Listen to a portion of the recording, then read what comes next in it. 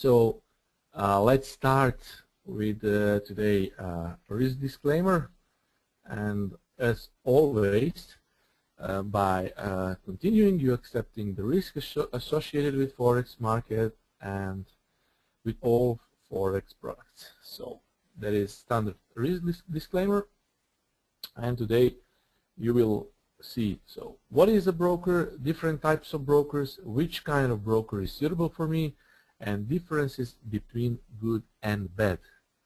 So you will understand what kind of brokers there are on the market. So first, let's see the two types of brokers and two subtypes of brokers. So broker is a, well, basically, maybe some of you are asking what broker exactly is. A broker is a firm, a brokerage is a firm that provides you with Forex services. Without brokers, retail traders, such as we are, we couldn't exist. So basically, a broker is a bridge between you or us, traders, and Forex market. So that is basically a definition of a broker. So there are two main types and two subtypes of brokers. So dealing desk, non-dealing desk, and non-dealing desk is STP and ECM. I will describe every single of it so you know what is going about. So I will answer the question later. So George, this webinar we will post on a site. Yeah, it will be. It will be posted on a site. It's being recorded, so it will be uploaded. So don't worry. Okay, first let's see what dealing desk broker is. Orders placed within dealing desk brokers are routed to dealing desks. I will explain. The first step is us, is the traders. So we traders are giving a trading order to a trading platform, which goes to a dealing desk, and subsequently it leads to winning trades or a losing trades. So orders placed within dealing desk are routed to dealing desks. This additional routing time delays order fills and may result in orders not being filled at all. So we don't have to deal with dealing desk brokers and standard dealing desks in fast-moving markets. Why? Because in fast-moving markets, dealing desk will simply ignore our orders, and because every time our order is placed, the price will be moving. So our orders supposedly won't be filled. So our orders are being ignored in fast-moving markets by dealing desks. And if, for example, if we are lucky to get a fill, it will surely be at a bad price. And now what happens, for example, if a trader doesn't get a fill on a winning trade, and if a trader does not get a fill on winning trades, the dealing desk maybe is placing its own trades in the market, and the trader's profitable trades cease to exist. Then trader may only be filled on losing trades, and this really hugely impacts traders' profitability. So these dealing desk brokers will surely cost us more than fixed spread than they offer. They will, after all, they will cost our profits. Once and for all, you should really know that meta trading dealing desk brokers use instant execution. It is only instant by name, but sometimes it's delayed because it's non-fill execution in reality. And they're also called market makers. So dealing desk brokers are called market makers, and they literally create a market, an artificial forex exchange rates for their clients. So market makers provide both a sell and buy quote, and that implies that they are indifferent to the decision of the trader. So let's say, for example, that we place a buy order for Euro USD for example, 2 standard MetaTrader 4 lots, and we place it with dealing desk broker. And to fill us, maybe our broker will first try to find a matching sell order from its other clients or maybe pass our trades on to its liquidity provider. And by doing this, they minimize risk to themselves as they earn from the spread without taking the opposite side of our trade.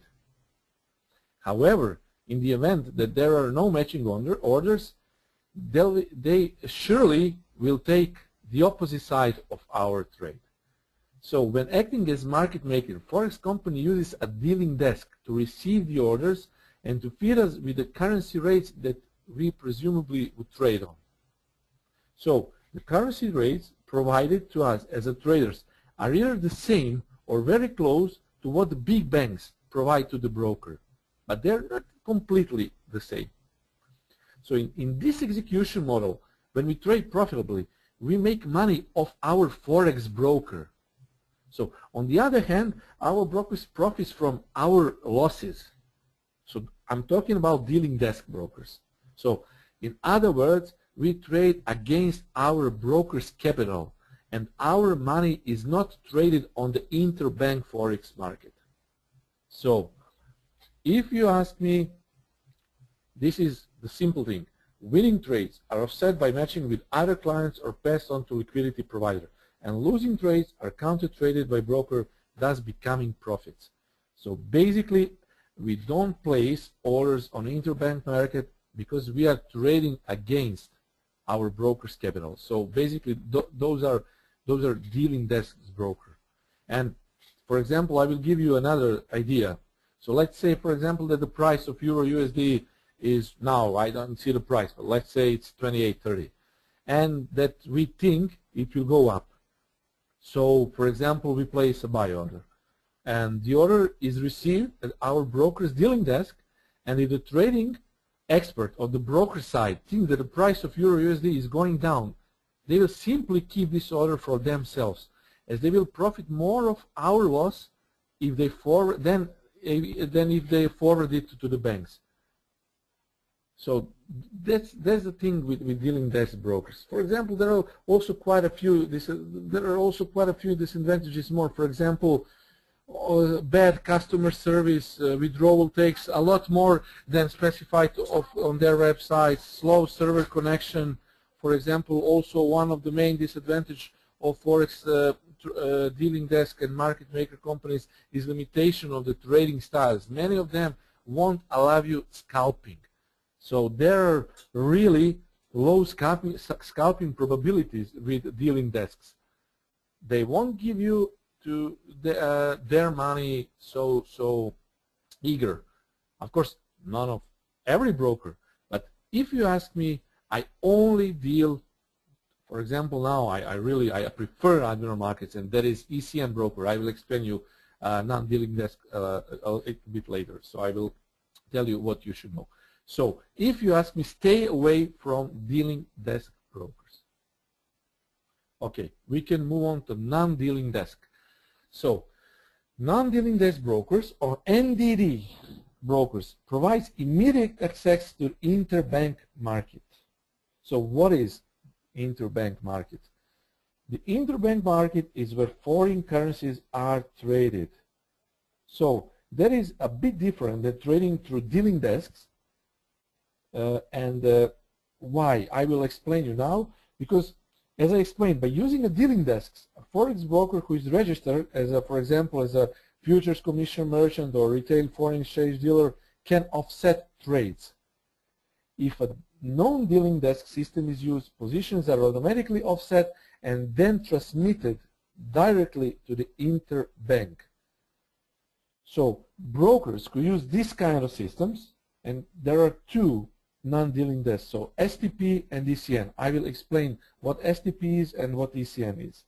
So both types are non-dealing desks. So Forex brokers could use this non-dealing desk system, works directly with interbank, with market liquidity providers. When trading through a non-dealing desk, instead of dealing with one liquidity provider, we traders are dealing with numerous providers in order to get the most competitive bid and ask prices, buy and sell prices. So traders using this method have access to instantly executable rates. So as I mentioned in the dealing desk section, when when we trade profitably, we make money off our forex broker, so that is dealing desk, and our broker profits from our trading losses. So that is with dealing desks. So with non-dealing desk, that is not the case. That is simply not the case, because we are dealing with interbank market. So let's say, for example, that the rate of Euro USD provided by banks is 28.30, and the broker, which use non-dealing desk, will usually offer the rate to traders with a small difference called a spread. It's a difference between bid and ask price within buy and sell. That is called a spread. So let's say that we have a price of 28.32. So there is a small difference of 2 pips. So that is called a spread. You know that already. So non-dealing desks can either charge a very small commission for trading, or just put a markup by increasing the spread slightly. So today, standard non-dealing desk platforms offer anyway from 1 to, for example, 2-point spread for majors. ECN, non-dealing desk brokers, usually give us commissions. So we pay commission for trading. So we don't have that markup, but we have commissions. So basically now, what is the difference between STP and ECN? So STP broker has 3, for example, let's say, different liquidity providers. So they usually have many liquidity providers, and each provider is quoting their own bid and ask price. That is abbreviation for straight-through processing systems. So most brokers have a non-dealing desk and STP system. But for me, ECN is the best. I will also explain what ECN and why it is the best. So let's say, for example, that our non-dealing desk broker, STP, has 3 different liquidity providers. So this is an example, a good example. So we can see a few differences between bid and ask price. You can see it on the screen. So their system sorts bid and ask quotes from best to worst. So in this case, the best price is 30.00, and the best price on the ask side is 30.001.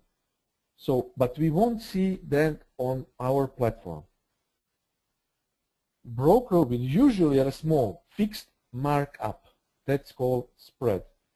So if they use, for example, one pip markup, the quote which we'll see on our platform would be, for example, 3-point spread, 1.2999-1.3002. So we will see a 3-pip spread.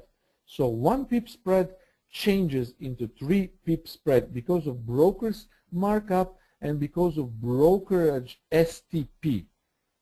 So they don't use ECN, they use STP, and because of that we can see a 3-pip spread. Even if the real spread is really 1 pip, they add markup because they need the money. So it's normal from STP brokers. So, but the question is, are we willing to pay for spreads? Of course, if we are longer term traders, 3 pips doesn't mean anything. So it really, 3 pip doesn't mean anything. It's nothing for intra-week traders or intraday trading or longer term trading, weekly or even monthly. But for example, for scalpers, I never advise using STP or ECN. So also this change in bid-ask quote is also the reason why most of STP brokers have variable spreads. So if the spreads of their liquidity providers widen, they have no choice but to widen their spreads too. Some of STP brokers really indeed offer fixed spreads, but most of them have variable spreads. So maybe 2 years ago, that kind of model, STP, was really something new. But in the recent years, a new model for forex trading has been introduced, and that is called Electronic Communications Network. So that is called ECN model. ECN model. Admiral Markets Pro accounts have ECN depth and ECN model to trade. And that is my preferred way of trading, ECN. So ECN model is the model that copies the interbank trading by allowing traders to trade against each other. So what does that mean? For example, a sell order for Euro USD has been submitted at 28.30 by someone. For example, I have submitted at 28.30 a sell order. At the same time, a buy order has been submitted for Euro USD at the same price of 28.30, again, for example, by individual trader, financial company, or a bank. So the ECN network matches these two orders and executes them. So the forex broker that has provided access to the ECN system profits from a commission, not a spread. I'm talking about commission that has been applied for the execution of the orders. So it is the same as the rate being collected by the dealer at a poker room. So true ECN brokers allow the orders of their clients to interact with the orders of other participants in the ECN. So those other participants are banks, hedge funds, other clients, mutual funds, other brokers, pension funds, companies, and essentially all who trade on interbank market. So ECN also allow us to see the depth of market. It's called DOM. So DOM displays where the buy and sell orders of other market participants are. Because of the nature of ECN, it's very difficult to slap on a fixed markup. So ECN brokers usually get compensated through a small commission. And that is also why I prefer to use and trade Pro account on, for example, Admiral Markets. Really, that's one of really the biggest reasons. So really, you should know about ECN and STP. And I think that I have managed to answer some of the questions concerning ECN and STP and non-dealing desk and dealing desk. So once again, depth of market displays where the buy and sell orders of other market participants are. And ECN brokerage and brokers get compensated through a small commission. So basically small commission. And ECN Pro account of Admiral Markets have really quoting and liquidity which comes from 10 biggest banks. Some of them are Morgan Stanley, Credit Suisse, Barclays, Goldman Sachs, UBS, Nomura. So really, that's quoting. That is why execution is instantaneous, and really commissions are very small comparing to other brokerage firms. But of course, that is not everything that we should know about forex brokerage. This is only the beginning.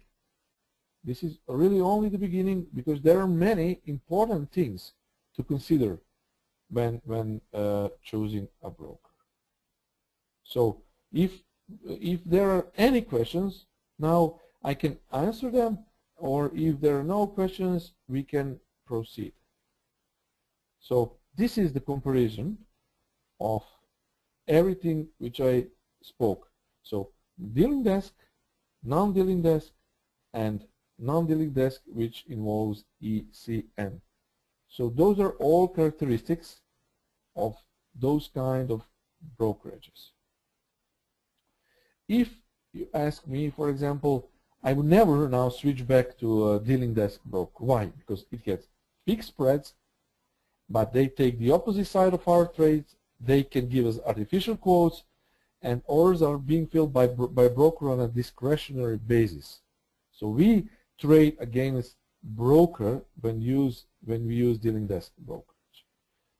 For example, if you use demo account, it's okay to use demo account with dealing desk, but not a live trading account.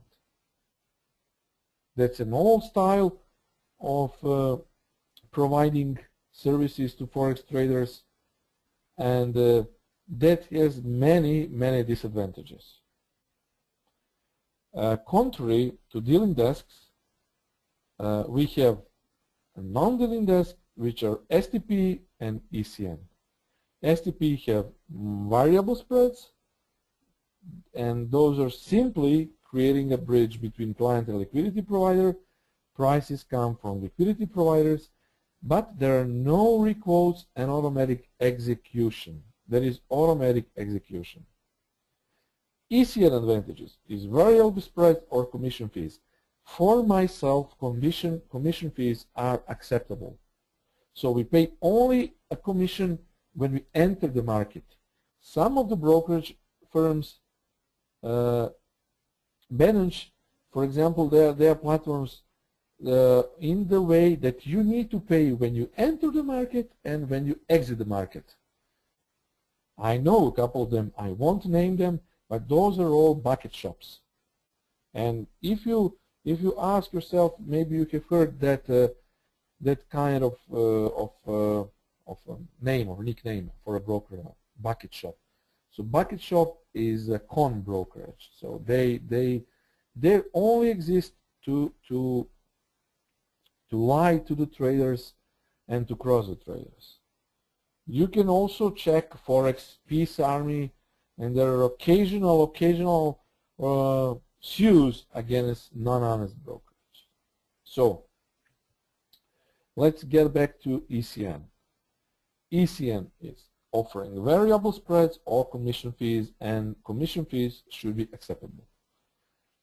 ECN is a bridge between client and liquidity provider and other participants. That is the difference between STP and ECN. Other participants include banks, hedge funds, pension funds, other traders, other investment traders, all retail traders. Prices come from liquidity providers and other ECN participants. There are no requotes, and there is an automatic execution, and you can see DOM, the depth of market or liquidity information. So I can see there is a question, which types of brokers are more prone to liquidity spikes? So when a brokerage use, for example, when they are not using major banks and major financial liquidity providers, they're more prone to liquidity spikes.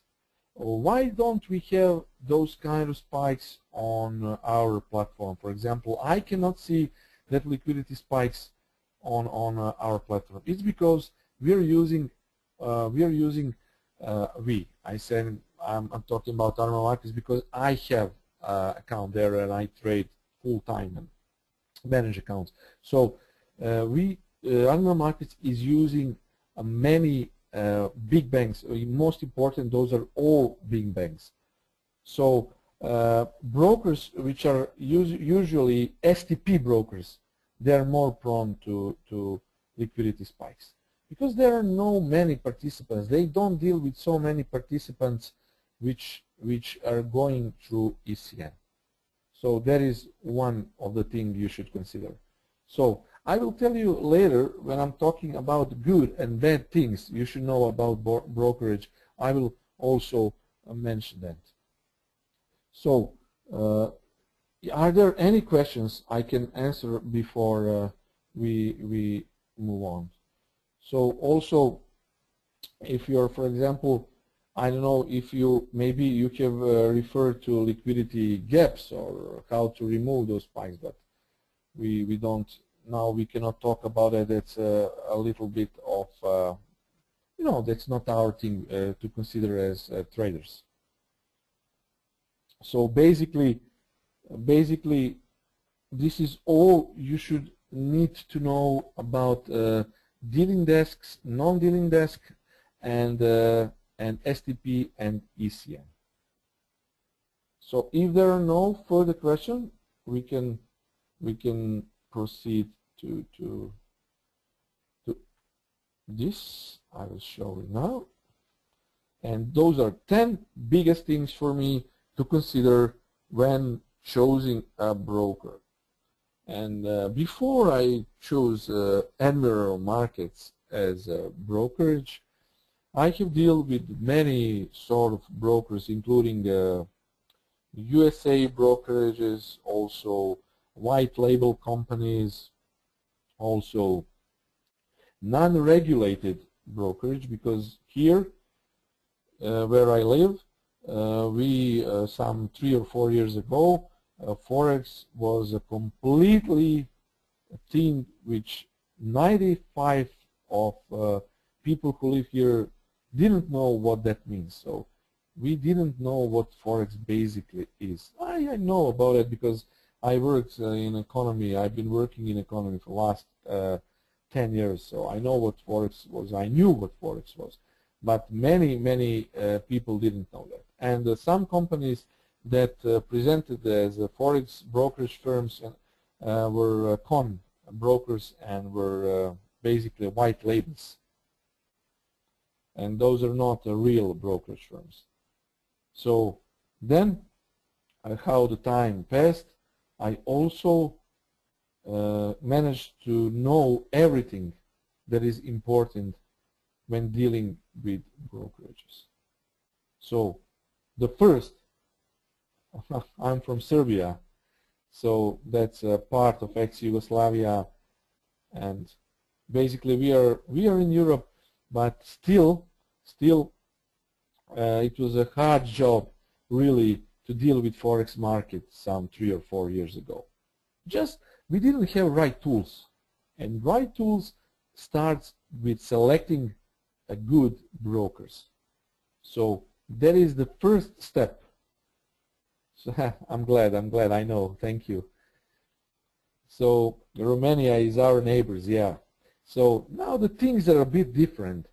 Now we have a really good coverage, and we have also Admiral Market office here in Serbia, and it is also a big thing to have an office of your preferred broker in the city where you live in. I just couldn't feel, how can I say, very safe if I only deal through web.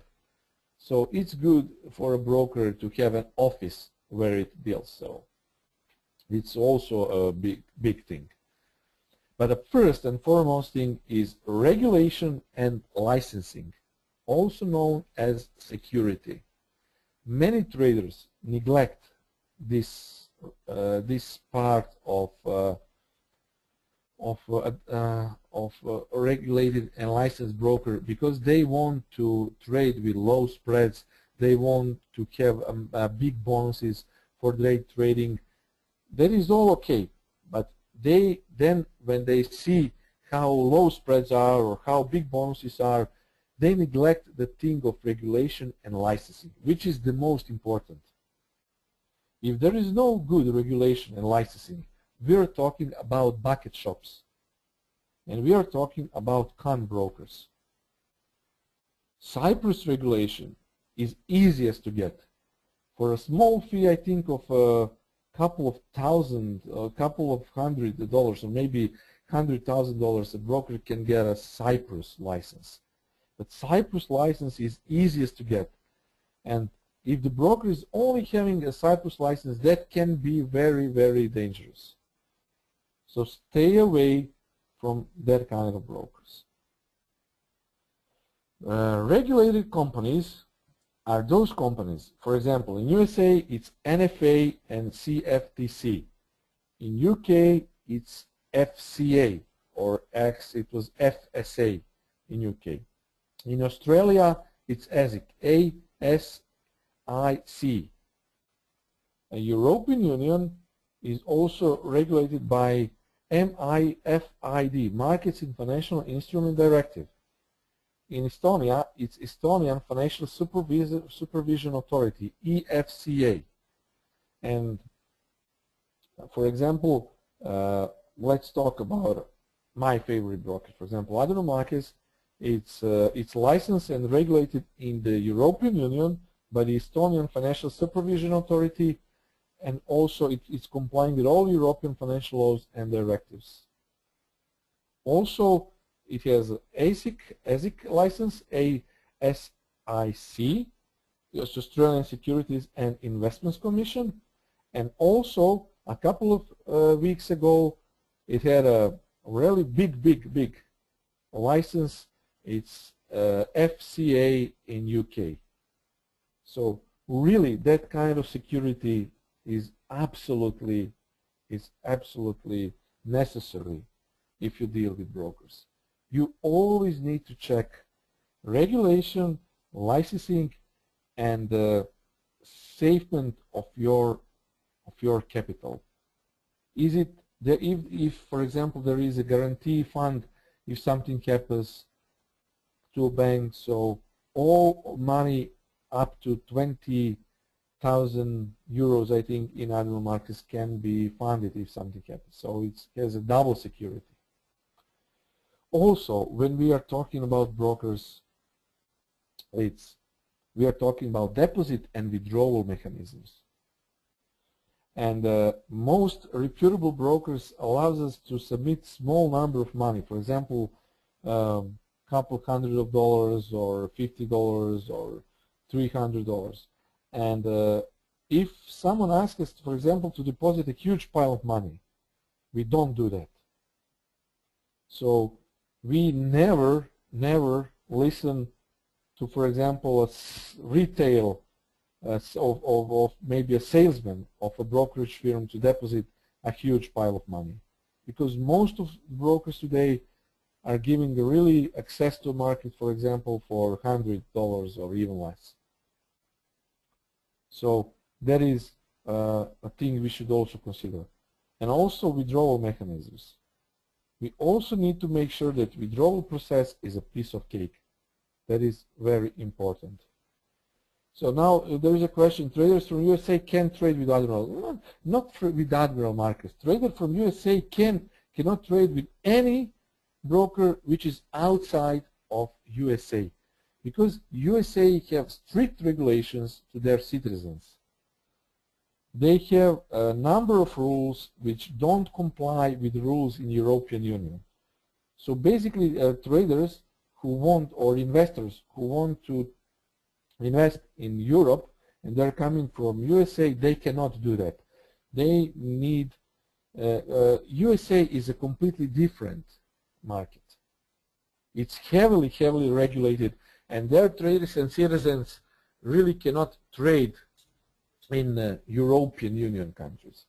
Also, there is a regulation in USA that prohibits traders from closing, for example, a second position of their trade. That's called first in, first out rule. So the first order which has been placed needs to be closed first. So for example, if we have 3 orders, first we need to close our first order, and then we go to last. So there is first one, first out rule. Also their leverage is 1 to 50. They don't offer a big leverage, so you know they're not good for traders who don't have a big amount of money. And also they're really heavily regulated for possible traders. They need to comply with NFA rules. They also need to check their fingerprints with Interpol. They need to pass some exams and to pay a lot for it. So USA trading is a bit different for European style of trading. So basically, USA clients cannot trade with any of brokers which have their positions in European Union. So I mentioned that we need to check always regulation licensing. That's called security. Also deposit and withdrawal mechanisms. They need to be piece of cake. Spreads and commissions. This is a very important factor. For example, I will talk about spreads on maybe on my next webinar. But let's say that if you are short-term traders, this is a very important factor. For me, it is important factor because, for example, when I don't have much time or I see that the market is not being right, I want to trade short-term time frames. I want to trade 1 minute time frame or 5 minute time frame. But if I trade a longer term, but I rarely do, then the spread is not important. So it's really obvious that it's much easier to make money, for example, trading Euro USD or cable intraday with 0.5 or 1 pip spread than 3 or 5 pip spread. So that is very, very important. Also, it's important is commissions. You need to check always how big commissions are when you trade full lot or half lot or whatever you trade. So spreads and commissions are also giving us opportunity to see what kind of broker are we dealing with. So spreads and commissions. I personally prefer those kind of trading style that ECM gives me, because I have low spread, it's 0.5 to 1 maybe on majors, and commissions are really low. So even for scalping, that is really preferable. So if you want to scalp, if you want to earn high profits, you don't go with dealing desk broker, and you want to take a full exploitation of ECM broker. And then also, no matter what kind of trader we are, for example, we will always be subject to transaction costs. So every single time we enter a trade, we need to pay for either the spread or a commission. Sometimes we need to sacrifice low transaction for a more reliable broker. But if you see a good regulation, and if you see that 10 points are all checked within this summary, you know that that broker is reliable. So you need to make sure that you know before you start trading that you need tight spreads. So it's all about finding the correct balance between security and low transaction costs. So I'm personally very content with transaction costs that really don't cost that much when I trade. Whether it is scalping or it's swing scalp or intraday trading, transaction costs for me are really, really affordable. Also, within transaction costs, we are talking about withdrawal cost. So, for example, if you withdraw the money, how much it will cost you to withdraw money from that kind of broker. So you need also to consider that. Transaction costs within trades and transaction costs within withdrawal mechanism. Also, another thing is what I was talking about, it was about execution. Today, when we are going with non-dealing desk, we don't have requotes. We will see, we trade with price on what we see. So what we see is what we get. So that execution should be as fast as possible, without any lag and without requoting. If there is a requoting, we are talking about dealing desks, and I never recommend that. So execution should be fast, without slippage and without a lag, because lag can really, if we scalp, that can be a really big enemy to us. Execution, so it's most important.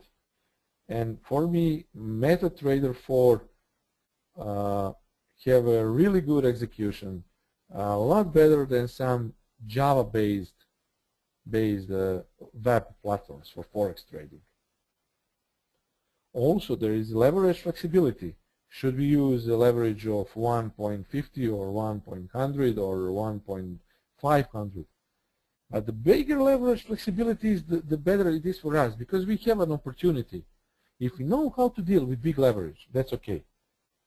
If we don't know how to deal with big leverage, then we have an option not to use it. But we need to have an option to use that leverage flexibility. Anywhere from 1.10 to 1.500, let's say. 1.100 is really, 1 to 100 is really, really good. In USA, the flexibility is a little bit low because there is only 1 to 50. 1 to 50 for their traders. So leverage flexibility is also one of the things you should consider, and it also depends on your trading style. Trading platform.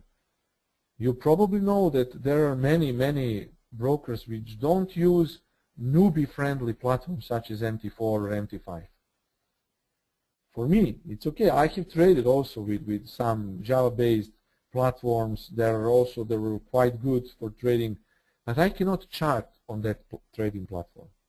So it's easier for me to have a broker which gives me MetaTrader 4 because I use MetaTrader 4 both for charting and for execution of my trades. And MT4 is really a newbie friendly. So for all new traders, I recommend MetaTrader 4, really. There have been many things about, many talks about is MetaTrader good or bad.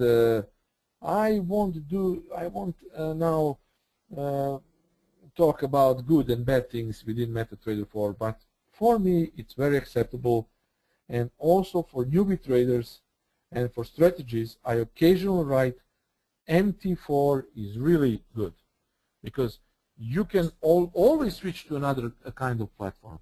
But if you start using another platform, for example Java-based or Dukascopy or I don't know, some other form of platform, it will be much harder for you when you for example switch from that platform to MT4.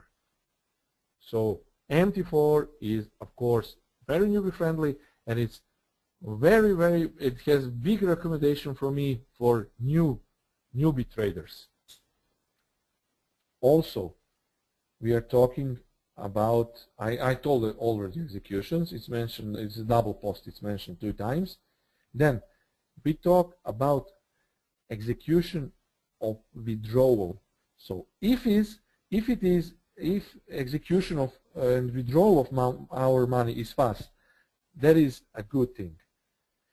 I know a trader which, well, I won't say which broker he used. He used a brokerage which is very, how can I say, it was a review on Forex Peace Army side that broker is a scam broker, and it's basically a bucket shop, and that name of the broker, I won't pronounce it now, but maybe you know, it's a broker in Russia. And I know a trader who waited for 3 weeks or 4 weeks to pay them, and he wanted to withdraw a meager $800. And he waited 4 weeks to withdraw the money. So execution of withdrawal is much important.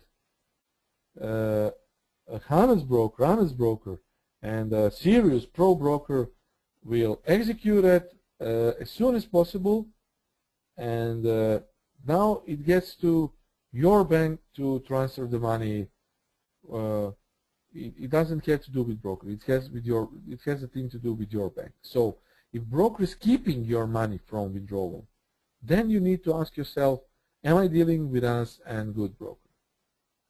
So withdrawal of the money should be also one of priorities. Execution of withdrawal. If you make money, you always should be able to get it. It's a simple thing. Then we are talking about reputation. So reputable forex broker is what we should always look for. That means warranty for our security. That is the first and foremost thing. For security trading, and it's also a guarantee on great customer service and great trading platform as well. And for novice traders, it's always nice to start with such a broker. So it's always nice to start with such a broker that has a good reputation. That is also about a website, about Facebook page, about socializing with the trader community, and that is a very good thing. And I really like Admiral Markets because they give us possibility to socialize between ourselves. And each day I get many thanks for doing my analysis on Admiral Markets Facebook, also on Admiral Markets blog. Never mind my personal thread, Forex Factory, Spider's Den, and but the thing is that I really enjoy when I help other traders to make money. And that is also, now it's making a good reputation for Admiral Markets to allow such kind of things. So we traders can communicate between ourselves and can help each other. So is it by reading, by analyzing, by exchanging our trading ideas, it's a good thing. One of the things that forex brokers can build a reputation is also customer service. So the competence of brokers when dealing with account or technical support issues is just as important as their performance on executing trades. So why? Because brokers may be kind and helpful during the account opening process, but have terrible after-sales support. So there have been many cons associated with those kind of things. They have a good account opening process, but after the trader has opened his or her account, they have terrible after-sales support. And there are many such brokerage firms. So I would really appreciate if you take these kind of things very seriously. I personally have witnessed many times that forex brokers are one of the reasons why traders fail.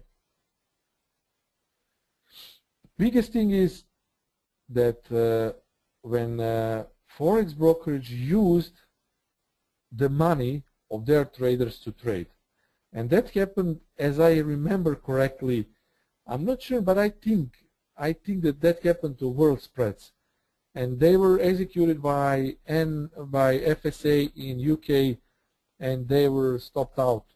So they were out of forex business because they used their clients' money for trading. World spreads had excellent Java-based platform. You wouldn't believe me, I traded on their platform. I traded a big account. I traded an account of 150,000 pounds. It was a nice account. And I had no spreads. I had even no commissions. So I traded without spreads and without commissions. And basically, it was enough to scalp a pip of a profit. And you could earn money. And it was very strange to me. Because, for example, when I traded with world spreads, I entered, for example, I remember correctly, I entered a sum of 200 pounds for a single pip. And the price went 3 or 4 pips in a profit in a mere of a second. And I closed the trade with 800 pounds of a profit. And I asked my partner, what kind of brokerage that is? It's really strange to me that they don't pay, that we don't pay for spreads, we don't pay for commissions, we don't have any markup. I don't know how they make money. And 2 months after that, the thing happened that FSA has prohibited world spreads to work in UK, and all branch offices were closed. Fortunately for most traders, up to 50,000 pounds were given back to investors and traders, but the traders who had more than that were simply lose the money. And the thing is that world spreads used their clients' money to to enter Forex market and to trade in Forex market. And that is the thing also to need to be considered when you see very low spread and no commission at all. So broker firms and companies needs to live. It's okay. We need to pay them because they earn for a living. They're giving us a possibility to trade on Forex market, and we need to respect that. So we need to pay for spreads and for commissions. We don't need to pay big money, but always affordable spread and commission is okay. Also, when you see that the brokerage firm does not use spreads and commissions, stay away from those kind of brokers. I told you what happened on my personal behalf. Fortunately enough, we managed to recover the money, but it was really a big stress for an ex-partner of the company which I worked for. So it was a really big stress to him. And you can just imagine what traders and investors, what basically investors told him when they called. So it was really a huge of a problem in UK and with world spreads. So always take those kind of things into considerations when dealing with a Forex broker. But first and foremost, never forget to see the regulation and licensing. That's your security and security of your money. That is most important. If you remember my webinar some 3 or 4 months ago, I told you, and you should always remember that, the first thing when dealing with Forex market is to keep our money safe. And the second thing is to make money. We don't switch priorities. The priorities is to our money to be safe. That is the first and foremost priority. And the second thing is to make profits.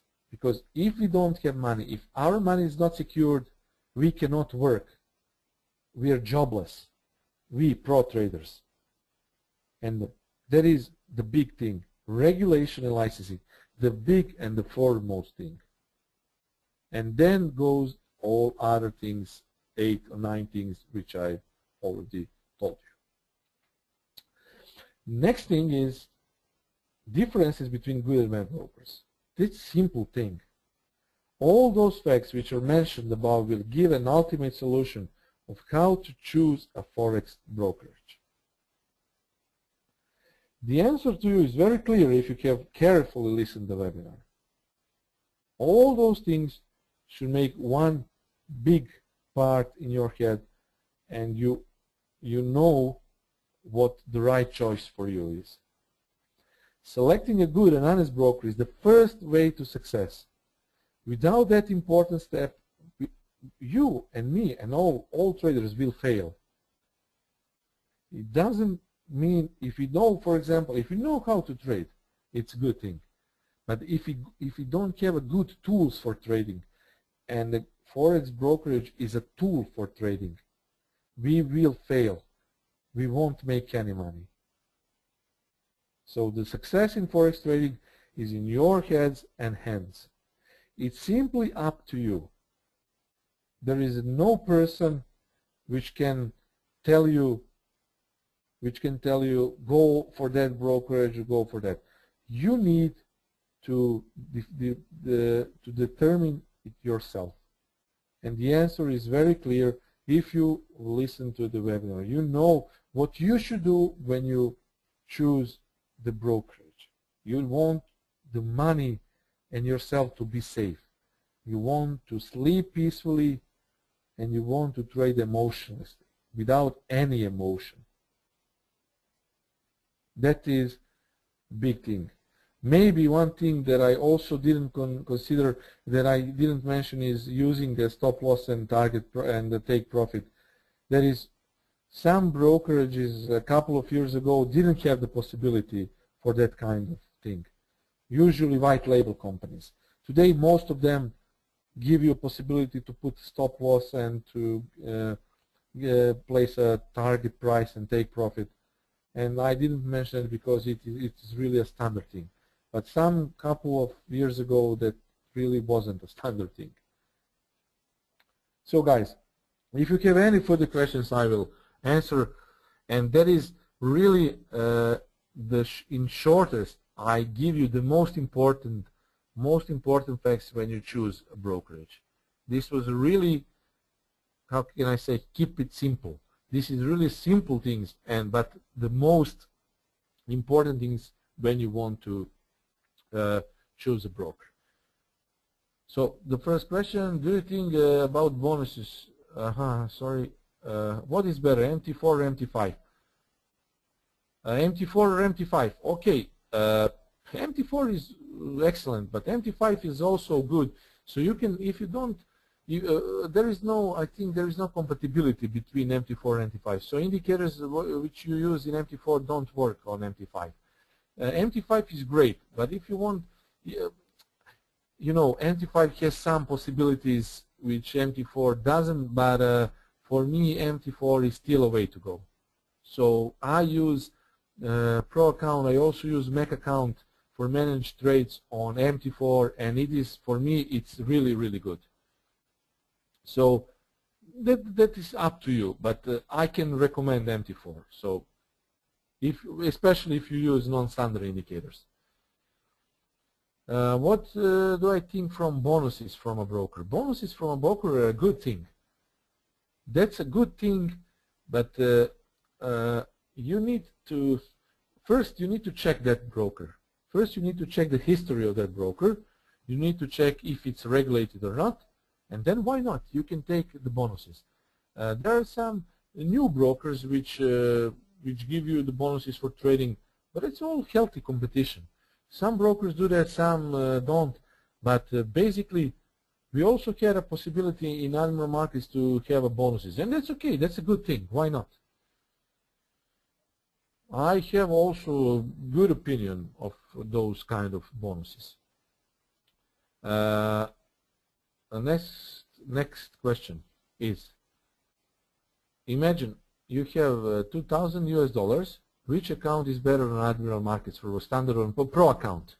Pro account is always better than standard account. So it's okay if you have more than $1,000, go with Pro account. It's for me, it's a necessity. Really, Pro account is a way to go. Really, with Pro accounts, you have a low spread, you have low commissions to pay for, and also your head is clear. There is no requotes. Slippage are not that big. Sometimes it can happen, but that's not a broker problem.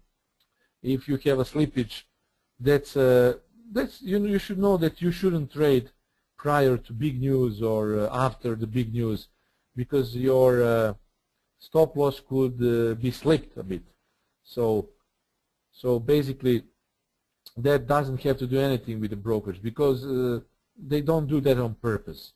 If they're ECM brokers, they're matching the lowest price, and they're matching the price, the closest price to your stop loss. So that is the kind of slippage. So use Pro account. Pro accounts are really, for me, everyone who trades with more than 1,000 US dollars should use Pro account. So that is an answer to your question. Another question is, when you are trading, are you trading with market order or limit? I usually trade with market order, because my style of trading, you probably know my style of trading. If I trade with a trend, I wait for retracement, and if I use breakout trades, I use it on lower time frames, and I need to place a market order. Why? Because I'm not sure if that is a false breakout or a real breakout. So usually limit orders are put, but what if price spikes through your limit, but it is a false spike, it is a false breakout? That's why I need to watch the price. I have 4 years of experience of full-time trading, and I simply feel if it's a true breakout or it's maybe a possible fake breakout, and the price will subsequently retrace. So that is your, again, gut feeling. So that is why I don't like to use limit orders. I always want to see the price, I want to see price action, and I want to see reaction to important level. And if I see that the volatility is big and that the price is really trying to break to that level, I can place a market order and I will close it really fast, because I'm not sure if it is a real breakout or not. But if I use, for example, limit order, and I would probably be out of my trading station. I won't be close to my trading station, and then I wouldn't, I don't know how the price is behaving. So that is why I really prefer market orders. For me, the market orders are a way to go. How much time do I spend on every day, or how much I spend on trading? Do I trade trades every day or a week? So no, I don't trade every day. I don't trade every day simply because I don't know what will happen if there are some big news. Tomorrow should be a good day to trade because there are no big news, and usually I don't trade prior to NFP. I don't trade when there are bank holidays. I don't trade when there are when there are bid rate days, bid rate announcements. Prior to that, I don't trade because market is waiting, market is not volatile, and it's simply there is no liquidity on market prior to big news. So I don't trade every day, and I preferably trade on Tuesday, Wednesday, Thursday.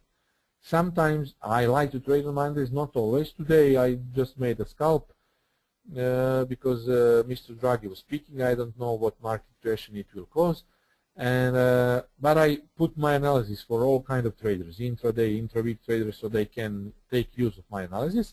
And I really don't like to trade on each Friday. Sometimes I trade on Friday, sometimes I not, but generally Tuesday, Wednesday, Thursday are days to go. Simply, sometimes not having a position is equal to having a position in market because we are safeguarding our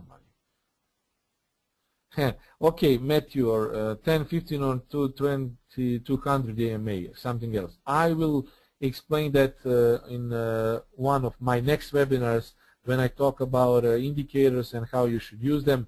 I will mention EMAs and MAs generally, so don't worry. So that's it. So, okay. If you have any other question concerning forex brokerages, I can explain. If not, we can call it a day. Okay, I don't see any questions, so we can call it a day. Guys and girls, remember always what I was talking about today. If you're not sure, you can watch this webinar again. It's being recorded. It will be uploaded. But really go with your, not just with your gut feeling, but go with common sense. Use your head and use that now what you know about choosing a forex broker. This is the first way and first step to your success. In one of our next webinars, I will give you some basic trading ideas. I will talk about indicators. I will talk about technical analysis, fundamental analysis. Be patient. This series of webinars is meant for new traders. Also, seasoned traders can also profit from that. But have in mind that these are always meant for new traders. So I really need to explain step by step. Okay. I hope that, okay, for every sort of newbies, no matter if you are newbie, it's okay. I was also a newbie trader when I started trading, so it's nothing bad. It's normal. So always, guys, like Admiral Markets social media, because they allow us to have webinars and to free educate you. And also, thank you very much for your attention, and let's see you on Thursday when me and Chris will have a webinar, and then on next Monday we will cover another topic. Have a nice day, and have many more green tips. So goodbye and see you soon.